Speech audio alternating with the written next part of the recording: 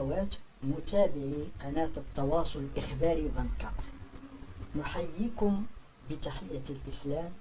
السلام عليكم ورحمة الله وبركاته. نتمنى أن تكونوا في أحسن حال، ونقدم لكم بالمناسبة عبر قناتكم هذه مجموعة من الأخبار المتنوعة التي نتمنى أن تروق لكم. كما نتمنى أن تدعموا هذه القناة من أجل أن نستمر ونمدكم بكل جديد. وشكرا لكم مسبقا، وإلى أخبار هذا اليوم.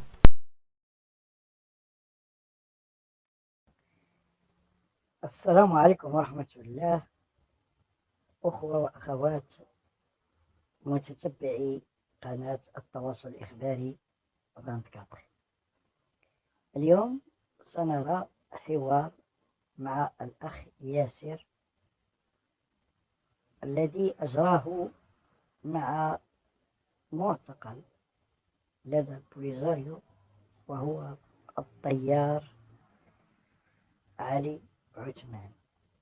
هذا الرجل الذي سيظهر مدى همجية هذا نظام الكبرانات، ومدى خرقهم للقوانين الدولية والمنظمات العالمية التي يتنكرون لقوانينها وحقوق المعتقلين.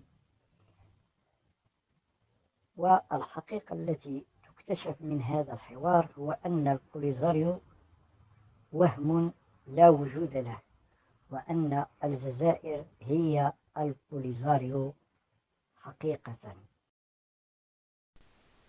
70 عاد رجعونا عند البوليزاريو، وغادي نقول لكم حتى نوصل نقول لك علاش رجعونا. واش قال لنا الشاف ديتا ماجور ديالهم بالهشات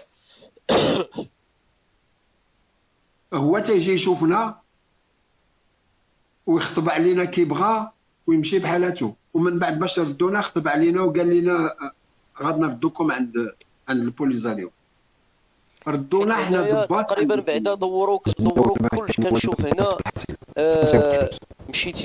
مشيتي للبليده، من البليده غادي يدوزوك المعتقل الجهوي بالجزائر العاصمه، من المعتقل الجهوي بالعاصمه غادي يدوزوك عاوتاني في اكتوبر 77 غيردوك المعسكر البليده، عاوتاني في نوفمبر 77 من البليده غيديوك البوغار، عاوتاني في نوفمبر غيهزوك عاوتاني من بوغار لبوفاريق، وعاوتاني من بوفاريق غيردوك البوغار، وعاد باش عاوتاني في نوفمبر 78 تغيير مخيم السجناء ببوغار. يعني يعني اشنو الفائده من انهم كيديوكم كيتساراو بك وسط الجزائر من حبس لحبس؟ يعني هما دابا تيحاولوا الغرض ديالهم دابور في الاستنطاق.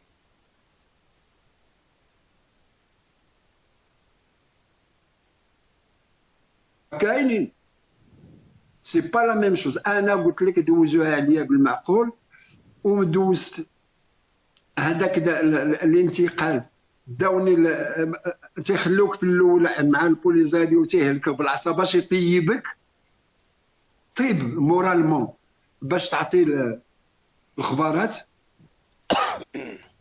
ومن بعد هما تينقلوك من بلاصه لبلاصه. كل مره فاش تيديوك ينقلوك انت اسير محبوس، ما عرف فين غادي، ما عرف والو. دايما تتقول لي اما نعرف عاوتاني فين يديوها من الصبر كون خلوني في بلاصتي لانه تتخاف ديجا عاوتاني اش غادي تلقى. تيهدموك عاوتاني، تيحاولوا يهرسوا لك اكثر المورال ديالك، المعنويات ديالك يهرسوهم لك. هذا هو الانتقال. والمختصين هذاك في الاستنطاق تيتبعوك. هذاك الكابيتان الجيريان اللي كان تيجي من لتندوف اللي كان معاه تبعني حتى رجعت عاوتاني لتندوف. هو مسؤول عدو الله، واحد المسخوط، واحد فريمون ما تيتصورش. تعرفك انت انت تكني. يعني بالمعنى اخر السي اللي بغيت نوصل ليه معاك هو يعني ان اللي بغيت نشوف انا في الشخصيه ديال السي عثمان انه في الاول هو اللي كيكتب باغي يمشي للحرب، وهو اللي كيلح انه يمشي للحرب، وهو اللي يعني متعطش للدفاع عن الوطن، وحتى ملي غيوقع في الأسر يستنطق لمدة سنتين. يعني رجل عبارة عن صخرة صماء ما قدروا يديو منه لا حق ولا باطل، عامين ديال الاستنطاق. يعني هذا الشيء اللي بغيت نوصل للإخوان، يعني ملي وصلوا مع هذا الطيار المغربي عامين وهما كيستنطقوه، يعني هذا راه جبل يعني ما يهدك ريح يعني ما. نعم. لا اسمح لي نقول لك واحد القضيه كوريكسيون. عامين كلها ماشي ديال الاستنطاق. نعم. لو سيجور هذاك الشيء اللي تندوز في بوغار ما تيستنطقونيش، تنكون عايش في وسط الجنود ديالنا الاسرى بحالنا بحالهم. هذا الشيء اللي كاين. و الاستنطاق دونك اللي كان وهو تيندو في بوغار، في رابوني، بغيت نقول انا رابوني، ومن بعد في البليده، من بعد البينيتونسيي ميليتير ريجيونال دالجي. هذا هو الاستنطاق ديال المعقول. لي زوتر هذاك من حطونا في البليده، جلست سيمانه تما في هذاك السيلول، حتى دوز الزكاي تيتسنى تما حتى هو يديوه للسبيطار.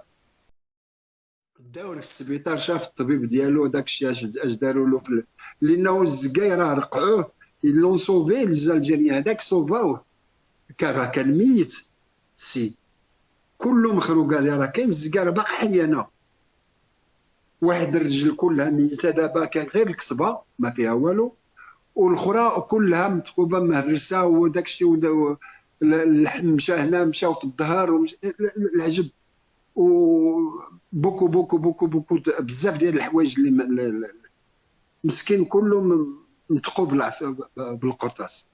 راه باقي حي، راه كاين الزكاي. يعني هاد الشخصيات هما اللي خصنا نتعرفوا عليهم وخصنا نعرفوهم، وخص الاعلام يعطيهم الضوء، ونمشيو لعندهم ونديروا لهم زيارات. هذا اللي كتقولنا نطقوا كامل بالقرطاس، هذا راه خصنا الاذاعه الوطنيه تستقبلوا، خصو يعني في المسيره تكون استدعاءات رسميه لهم. كنتمنى هذا الشيء يكون، يعني زعما هادو اعلام ديال المغرب يعني اللي خصنا نعرفوا. ما خصناش نعرفوا المحجوب السالك. اش بغينا حنا بمحجوب السالك يدخل يتسركل لينا في بلادنا ويمشي فيها طول وعرض، المسخ ديال الخلال؟ اش بغينا يجي يورينا كيفاش نعيشوا حنا في بلادنا ويورينا كيفاش نديروا الحكم الذاتي؟ هادشي كيغلي كيفور الدم هنا.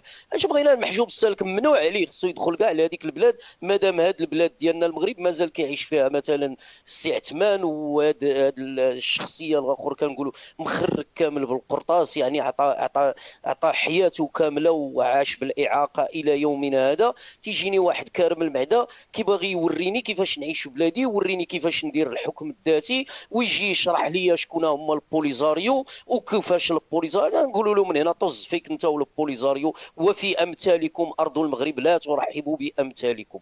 والله من هنا ملي كنشوف هاد الرويبضه هذا والامثال ديالو يستقبلون في المغرب، يعني والصحافه دايره بهم من كل صوب ونحب، تنقول انا علاش هاد الصحافه ما انا غير تيك توكر، انا ما صحفي ما حتى شي حاجه. يعني قدرت نلقى يعني السي عثمان هنايا الاب ديالنا جميعا او العم ديالنا جميعا او الرائد ديالنا جميعا ونناقشوا معاه. يعني من العيب ومن العار ان بحال هاد الناس ما كنعرفوهمش، ما كنشوفوهمش اعلاميا، يعني ما معطيهمش يعني داك الشيء اللي خص يتعطاو. مثلا السي عثمان انا ما عمرني عرفت عثمان علي، انا ما عمرني عرفته، انا محاسن الصدف. وهذا تاريخ المغرب يكتب بماء من ذهب. كنقولوها وكنكرروها بحال السي عثمان. هذا مزار، هذا خصنا نمشيو عنده مازال حي، ماشي حتى يموتوا هاد الناس عاد نقولوا كان السي عثمان وكان السي فلان وكان السي فلان. لولا بحال السي العكاوي كذلك اللي استقبلناه هنا وعطانا حنا كشباب، يعني عطانا واحد المعلومات يعني تقوي الوطنيه ديالنا، كتقوي الوطنيه ديالنا. نعم حنا بغينا الاغاني وبغينا الموسيقى وبغينا داكشي اللي كيديروا هاد الدياسك هادو كيديو عليهم ملعقه كبيره، ولكن بغينا بحال هاد الناس هادو نجلسوهم حتى هما وندوروا نديروا معاهم حلقات ونتناقشوا معاهم ونعرفوا كيفاش عاشوا، ونعرفوا كيفاش خاوه كيفاش تكون. هاد خاوه اللي كنجلسوا هنايا وكنديروا عليها نقاشات، واش كاينه ولا ما كيفاش غتبنيها، واش كتسمع. اسمع يا جزائري، اسمع جدودك شنو دوزوا، اسمع طيار. يعني لو كنت بشر ولو كنت دولة، احنا كنقول لكم لا دولة عندكم ولا تاريخ لكم، لأن لو كانت عندكم دولة وكان عندكم تاريخ لأكرمتم الأسير. ماشي غتكرموا الأسير بموجب قوانين الأمم المتحدة أو قانون الحرب أو قانون الأسرى، لا، غتكرموه بالقانون الإلهي، أنكم كتقولوا لا إله إلا الله محمد رسول. فينا هو هذا الإسلام؟ فينا هو كتقهرونا بالدين والإسلام وتدافعون والتطبيع، وطبعتم مع إسرائيل أشرف منكم. أقولها وأكررها، إسرائيل أشرف منكم. إسرائيل سيروا تشوفوا الأسرى ديال إسرائيل أشرف منكم. أنا هنا ما كنوجهها إلى هاد الكبرانات هادو. إسرائيل أشرف من الكبرانات، أشرف من بخروب الذي ترعرع في بلادنا وأكل من طعامنا وتعلم عندنا وتحمى عندنا وأصر رجال المغاربة، الرجال ديال بلادنا، وعذبهم ومحنهم وقتلهم. هذا راه عنده الزهر، طول ليه ربي العمر. أنا كنقولها ليه في وجهه، ربي مطول ليه العمر اللي باقي معانا. إما اللي كيتربط بكاشة من راسو وكيتجر، واش شديتو طرورو نتوما ولا شادين بشر؟ وكتجيو دابا تبغيو تهضروا معنا تقول لك ما كانش منها. والله كما كيقولوا المصريين اللي اختشوا ماتوا. حنا دابا راه كندويو غير مع الرجل.